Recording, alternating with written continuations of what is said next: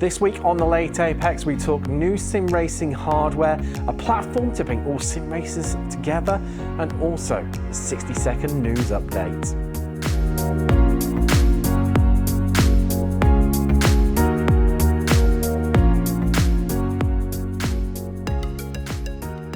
Hello and welcome to the Late Apex. I'm Tim Cox and I'm joined by a man this week on Reddit who was described as a skinny George Russell. I know I'd definitely take one of those. The skinnier one probably be the better one. Sam Fitzpatrick, welcome along.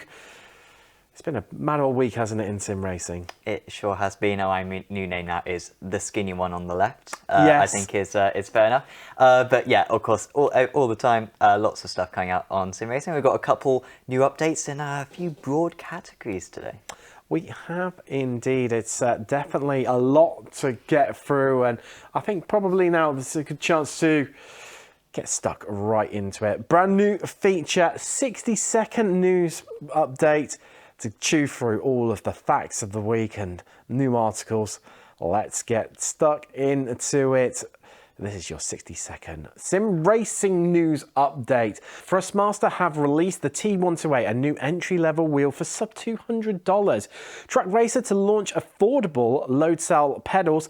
F1 Arcade Sim Experience Centre to open mid-November in London with 60 rigs running F1 cars on R-Factor 2. Steve Wilson goes back-to-back in eNASCAR College iRacing Series after winning the SCW 120 at Auto Club. F1 2022 released new F2 content with this season's drivers and liveries. The ADAC GT Masters car pack has been made available on Race Room, including 5 GT3s, 23 liveries from last season's events.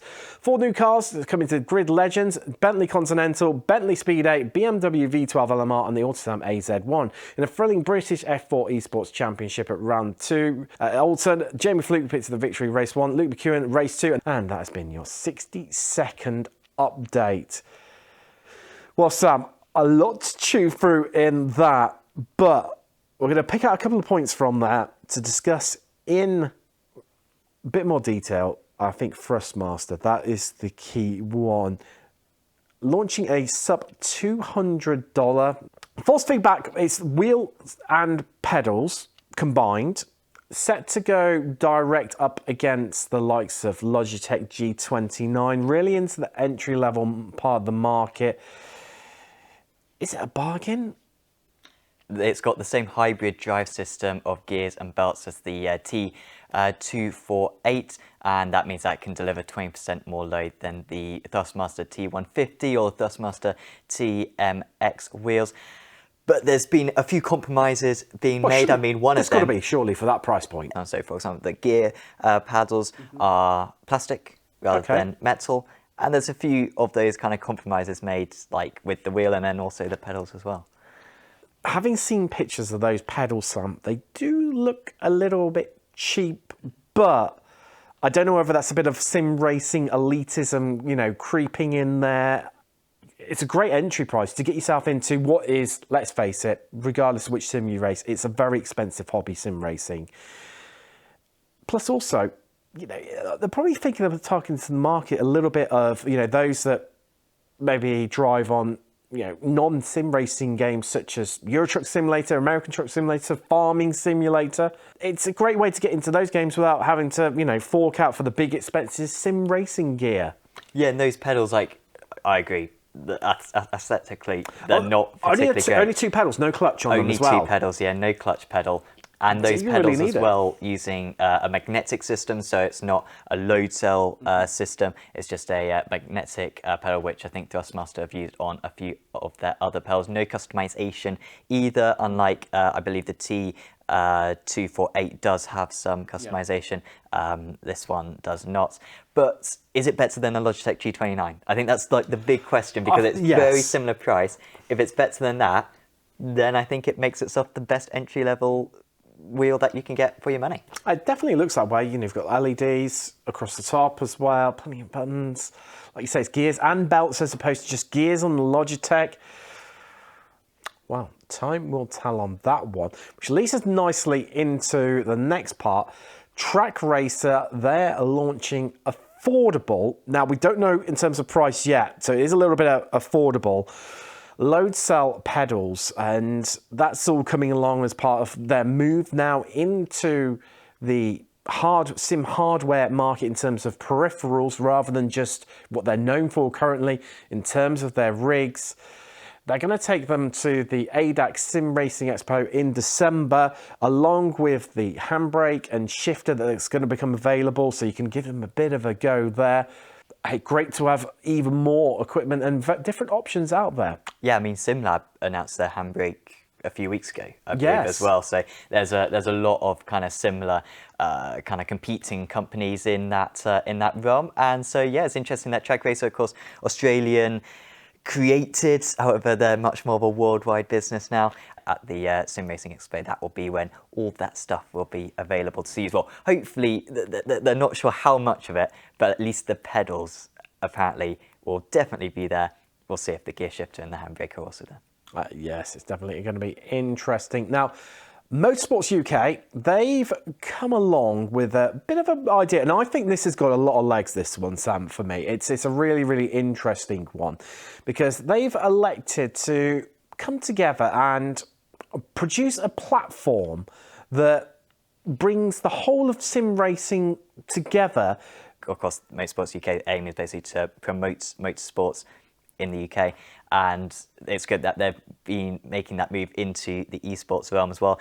And they're just trying to make it as simple as possible for people who are getting into sim racing to decide what sim to drive, what sim racing hardware to buy, how to find competitions as well. And I mean, me and you, Tim, we just know that that's so lacking at the moment. Massively. When it comes to championships in particular, you just have no idea. And even when it comes to sim racing platforms as well, it can be a very tricky thing to get into initially. So Motorsports UK are really making a big effort to make that more accessible for first-time drivers. I can only see good things coming for this, for sim racing as a whole. Get more people involved, more fun, more excitement across all of the platforms. Yeah, and I mean, Motorsports UK have sort of demonstrated their efforts well with hosting the British F4 Championship as well, which has come up recently. But I think their main aim is going to be to have all those existing championships just put together nicer. There's a lot of stuff in sim racing. If it could just be more cohesive, you know, across platforms, even within the same platform, it just make it so much better for sim racers. So it's really exciting that for amateur sim racers that could be a possibility. Well, yeah, that's the point as well. They're looking to try and bridge that gap between sim racing and also real world racing, trying to utilize it to get more people into sim racing and then move them across into amateur racing, possibly even, you know, make it a little bit into the pro side. Going to be an interesting one. Keep an eye out for that. We head into a quick break now. We're on the other side. We take a look at the week ahead here on Apex Racing TV, and Sam sits down with a chat for pro sim racer Kevin Ellis Jr.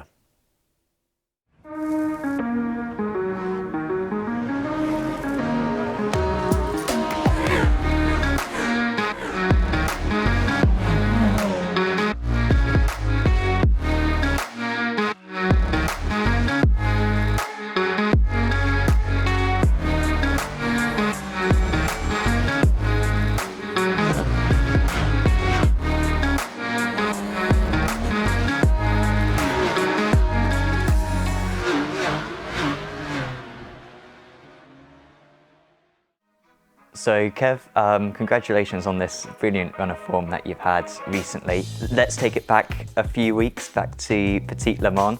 It looked like an easy victory for you. I mean, was it like that in the car? I mean, driving the Porsche is never easy. Like, the car at high speed is always a bit of a handful. Obviously, having Alejandro in the car, like round road Atlanta, Alejandro's probably one of the quickest guys going. And that first stint, managed to get to the front, you know, from the get-go, put a little bit of pressure on the rest of the pack. They sort of struggled to keep up, and then once the LMP2 traffic hit, we were able to sort of manage that, and then we sort of broke the race down a little bit during my second stint, and we switched strategies to start saving an extra lap of fuel to try and cut out the last pit stop. How does that race compare to your other kind of big events wins? Yeah, it's got to be up there, I think. Like, top couple results for us. Like, as you said at the start, the run of form at the minute has been really good, and it's not just from me individually, it's just from the entire team as a whole. And I think this is now sort of the culmination of all the extra staff we've brought in, all the extra work we've been putting in, you know, obviously bringing this place together, it's all finally sort of clicked. Absolutely. And then a week after Petit, you had the same car and the same track for the IMSA Global Esports Championship. Was that a very similar event for yourself? The slightly different dynamic there, obviously, with the touring cars compared to LMPs. We were doing the overtaking now rather than being overtaken. It tested my patience in my stint at the end there. It was really, really grim. The TCRs, I just kept catching them at the wrong points, but you know, again, some of the Petit Le Mans I had the gap to work with. We could just sort of take our time and manage the risk, and I think we only lost about a second overall in that final stint. And early on in the race, we saw an overtake from Alejandro to take the lead past Urano. It seemed like a little bit of a close one. What was going through your head when you saw him go for that one? I was surprised to see him go for it, to be honest. I didn't think he actually meant it. Yeah, like obviously I saw the TCRs coming up and we thought, you know, we're going to have to try and use them as a bit of a pick.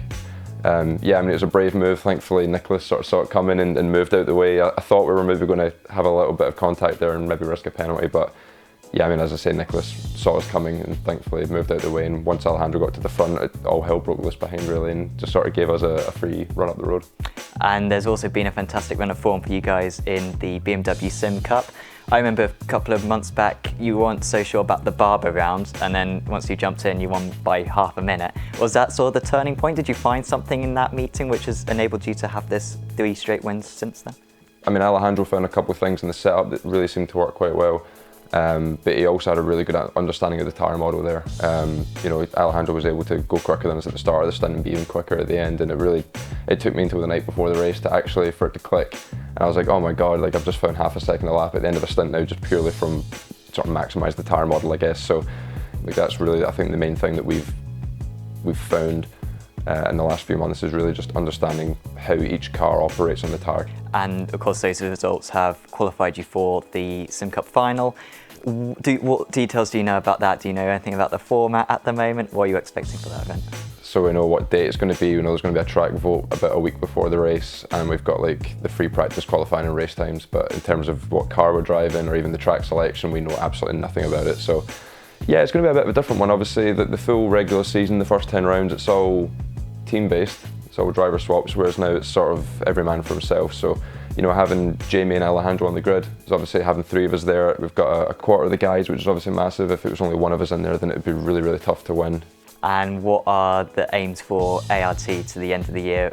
You know, our main focus all year from PESC onwards really was the BMW stuff and the special events, but then of course IMSA sort of popped up out of nowhere and we were like, oh, okay, this is obviously a massive opportunity. Having IMSA and the sim is huge. So we've got the BMW Sim Cup final, we've got IMSA, we've got the Rocket British F4 Championship as well, which of course Pete and Jamie, Luke and Stan are also racing in as well. Pete's finishing off contenders as well, so making sure that him and Matthias can get into PESC next year, and that takes us up to 6 members and gets us kind of back to full strength again. I think that's going to be the key for the rest of the year. Awesome, well hopefully you can keep up this run of form, Kev, and yeah, best of luck for it. I'd like to think so, thank you. Sam, really interesting talk with Kevin Ellis Jr. there.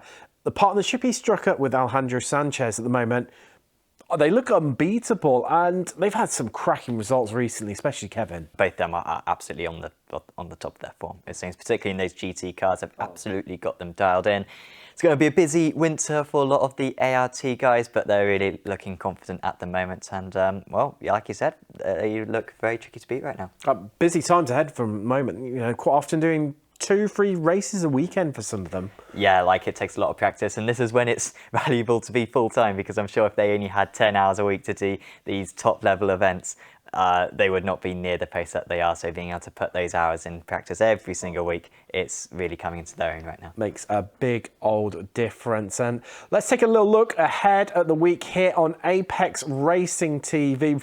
Monday, it is iRacing Israel League from Tsukuba and the Riptech World Challenge from Indy Road. Then Wednesday, it's the Nord Master Cup with Rallycross from hell. Well, it had to be fair, didn't it, really? Keeping things Scandinavian. Friday, kicking off the weekend, Radical Challenge from Fuji. Saturday, myself and Sam will be here in the studio from Apex Racing Academy F3 VRS Super Series from the Nürburgring. And of course, round things out with Formula Renault 3.5 at Silverstone. Then it's GT Americas from Daytona. Sunday, rounding things out, it's big grids, big action. SRF Weekend Warriors kicking things off first from Imola, and then it's IGP Fun. They are in Germany at the Nürburgring. Sam, what's your pick of the bunch? I'm really looking forward to ARL GT America. It's going to be a slightly different format. You're going to have the two 30-minute races. The drivers so far have got used to 60-minute races, sometimes with a reverse grid.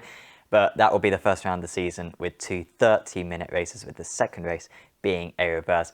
And it's Daytona. Now, we've got my opinions of Daytona very clear. However, whilst I dislike to drive it, I do like to spectate on it and to commentate on it. So that will be a lot of fun, lots of slipstreaming, going to be tricky to pull away. I think it's going to be one of the best races of the week, Tim. There you go. That is Sam's recommendation, and that's all we've got time for this week here at Apex Racing TV on the Late Apex. I've been Tim Cox, he's been Sam Fitzpatrick, and we'll see you in a week's time.